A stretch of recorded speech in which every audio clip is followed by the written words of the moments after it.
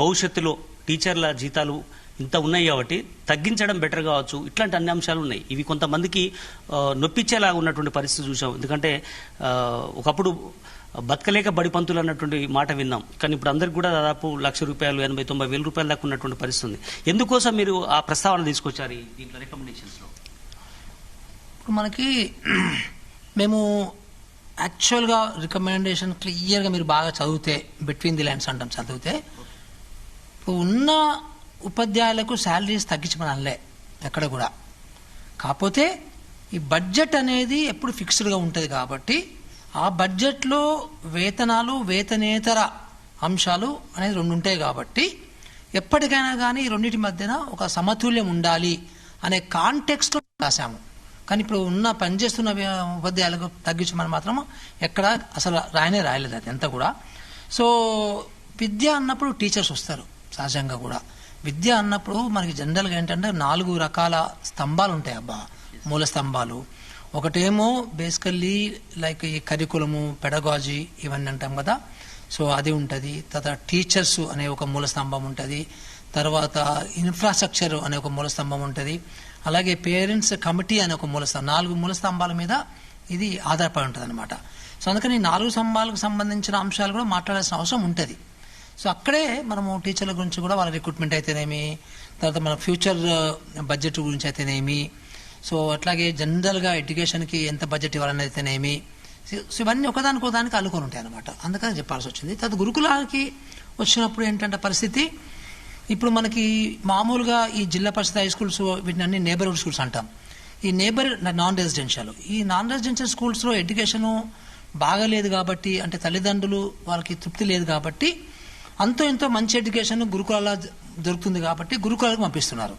కానీ నిజంగా కూడా గురుకులాల్లో ఉన్నటువంటి తల్లిదండ్రులు అందరూ కూడా మనస్ఫూర్తిగా గురుకులాల్లో పంపించడానికి ఇష్టపడటం లేదనేది ఎప్పుడు తెలుస్తుందంటే నైబర్హుడ్ స్కూల్స్లో స్టాండర్డ్స్ ఉంటాయి. సో సార్ ఇది యాక్చువల్గా ఈ రోజు కాదు, ఆనాడు కాంగ్రెస్ ప్రభుత్వం కిరణ్ కుమార్ రెడ్డి ఉన్నప్పటి నుంచి కూడా మనం చూసాం. ఆనాడు ఆర్ఎస్ ప్రవీణ్ గారు తీసుకొచ్చారు. దాంట్లో సీరియస్గా కూడా ఆయన కసరత్తు చేశారు. దాని తర్వాత బీఆర్ఎస్ పార్టీ కంటిన్యూ చేసింది. ఇప్పుడు కూడా కాంగ్రెస్ పార్టీ ప్రభుత్వం నడుస్తున్నటువంటి పరిస్థితి నేపథ్యంలో గురుకులాలను ఎస్పెషల్లీ ప్రైమరీ, అప్పర్ ప్రైమరీ వరకే, స్కూలింగ్ వరకే బెటర్ అని అనుకుంటున్నారా మీరు? డిగ్రీ స్థాయి, ఇంటర్మీడియట్ తర్వాత గురుకులాలు అనేది కరెక్ట్ కాదని మీ భావన? ఎందుకోసం అంటే అందులో 2 రకాలు ఉన్నవి, 2 రకాల రికమెండేషన్స్ ఉన్నాయి. ఒకటి డిగ్రీ కాలేజ్లో ఇప్పుడు మనకి ఎవరు జాయిన్ కావటంలే. ఓకే.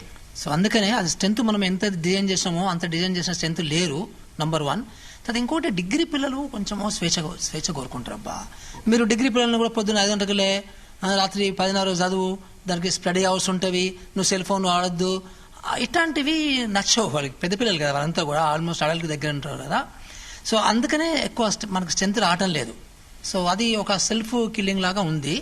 సో అందుకనే మనకి ఎప్పుడైతే మేము పిల్లల్ని అడిగినామో మాకు వచ్చిన ఫీడ్బ్యాక్ ఏంటంటే డిగ్రీ కాలేజ్లో మనము స్థానికంగా ఉన్న డిగ్రీ కాలేజీని స్ట్రెంథెన్ చేసి స్థానికంగా ఉన్న డిగ్రీ కాలేజ్కి ఒక అటాచ్డ్ ఒక హాస్టల్ పెట్టగలిగితే, ఇట్లా రెసిడెన్షియల్ కాకుండా, సో ఒక రెగ్యులర్ కాలేజు దానికి అటాచ్డ్గా పేద పిల్లలకు సంబంధించి ఒక హాస్టల్ కూడా అక్కడే ఉంటే అప్పుడు ఆ సిస్టమ్ బాగుంటుంది.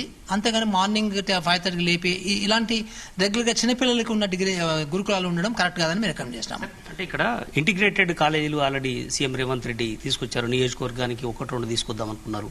అదే సమయంలో గురుకులాలు ఆల్రెడీ స్టాండర్డ్గా నడుస్తున్నాయి. చాలా పోటీ కూడా ఉంది చాలా మంది జాయిన్ కావడానికి. ఇప్పుడు మీరు విద్యా కమిషన్ రిపోర్ట్లో కూడా మండలానికి 1-2 స్కూల్స్ మంచిగా డెవలప్ చేయాలి అనే ఇన్ఫ్రాస్ట్రక్చర్తో అని కూడా దాంట్లో ఉంది.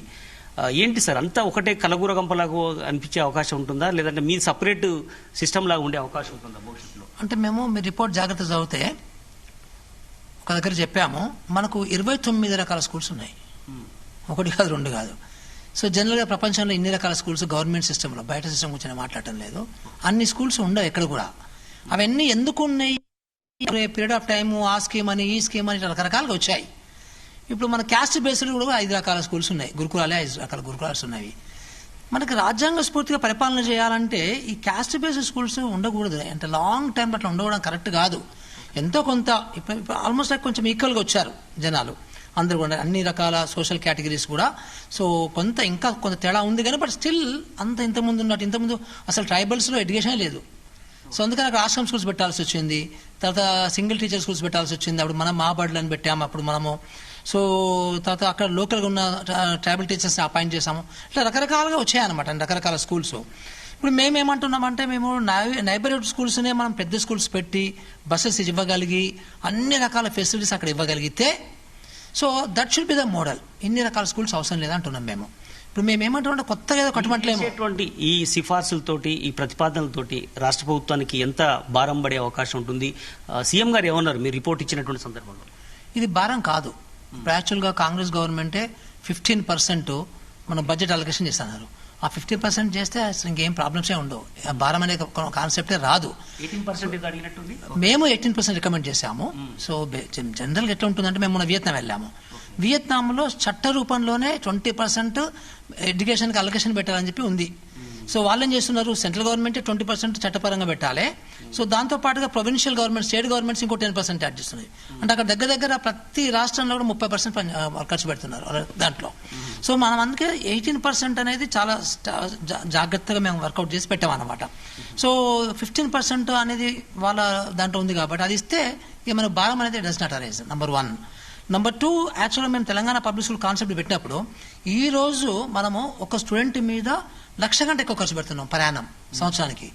సో ఇప్పుడున్నటువంటి పరిస్థితిలో అదే గురుకులాలు కాదు, గురుకులాలు కాకుండానే సో మామూలుగా ఇప్పుడు అలాంటివి మనం తెలంగాణ పబ్లిక్ స్కూల్ కాన్సెప్ట్ పెట్టగలిగితే సో అది 50,000 కంటే తక్కువ మనకి తగ్గిపోతుంది ఖర్చు అనేది. సో భారం బదులు ఓవర్ పీరియడ్ ఆఫ్ టైము తగ్గుతుంది ఇంకా భారం అనేది. సో అదొకటి జరుగుతుంది. రెండోది ఒక డిగ్నిఫైడ్ ఎన్విరాన్మెంట్ ఒకటి ఏర్పడుతుంది. సో పిల్లలకు సేఫ్టీ అండ్ సెక్యూరిటీ బస్సు రూపంలో వస్తుంది. అట్లాగే మనము ముఖ్యమంత్రి గారే రికమెండ్ చేశారు బ్రేక్ఫాస్ట్ పెట్టాలని. సో మనం బ్రేక్ఫాస్ట్తో కలిపి, లంచ్తో కలిపి, స్నాక్స్తో కలిపి గురుకులాలకు, ఇంటిగ్రేటెడ్ స్కూళ్లకు, మీరు తీసుకొచ్చేటువంటి స్కూళ్లకు తేడా ఎలా ఉండే అవకాశం ఉంటుంది? పిల్లలు ఏ రకంగా మరింతగా మెరుగైనటువంటి విద్యను పొందే అవకాశం ఉంటుంది? మేము కమిషన్లో ప్రపంచంలో ఉన్నటువంటి అన్ని దేశాలు ఎక్కడ గురుకులాస్ ఉన్నాయి స్టడీ చేశాం. ఫర్ ఎగ్జాంపుల్ ప్రపంచంలో పర్సెంటేజ్ ఆఫ్ గురుకుల స్టూడెంట్స్ చదువుకున్నటువంటి గవర్నమెంట్ సిస్టంలో ఎక్కువ ఉన్నవి తెలంగాణ, పక్కన కర్ణాటక, సో జనరల్గా ఇండియా మీకు. అంతేగాని వేరే దేశాల్లో ఎక్కడ లేదు. అంతెందుకు మనకి పంజాబ్లో 11 ఉన్నవి, హర్యానాలో 0, ఒక్క గురుకులం లేదు ఫర్ ఎగ్జాంపుల్. సో యాక్చువల్గా మనం జాగ్రత్తగా స్టడీ చేస్తే గురుకులం ఎడ్యుకేషన్ ద్వారా ఎడ్యుకేషన్ స్ట్రెంథెన్ అయింది ఎక్కడ లేదు ప్రపంచంలో. నెంబర్ 1 ఇస్ దట్ అనమాట. నెంబర్ 2, గురుకులాలు ఫెయిల్ అయినాయి అంటారా? నో ఫెయిల్ అయినా నేను మన నేబర్హుడ్ స్కూల్స్ ఫెయిల్ అయినాయి యాక్చువల్గా. అందుకని గురుకులాల మీద పడుతున్నారు పాప అందరి తల్లిదండ్రులు, ఇష్టం ఉన్నా లేకున్నా కానీ. సో ఇప్పుడు మనకి ఈ గురుకులము కాన్సెప్ట్లో అది ఒక సహజమైన లివింగ్ కాదు. పిల్లల్ని సహజమైన లివింగ్ ఏంటంటే సహజంగా బతకడము, సహజంగా జీవించడం అనేది ఏంటంటే మనకి ఈ నేబర్హుడ్ స్కూళ్ళల్లో చదువుకొని ఇంటికి వెళ్ళి తల్లిదండ్రులతో ఉండడం.